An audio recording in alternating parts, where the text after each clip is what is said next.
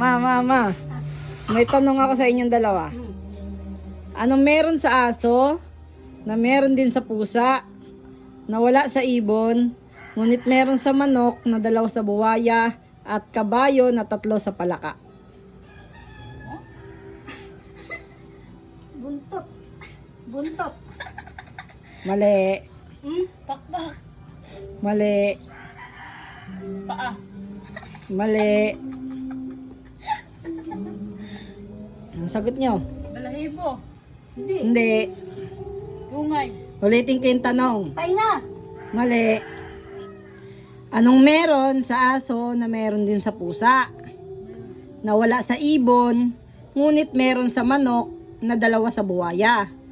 At kabayo na 3 sa palaka. Ay, alam ko na. Palong. Mali. TL. Mali. Sirit na? Siret. Comment down below kung alam nyo ang sagot.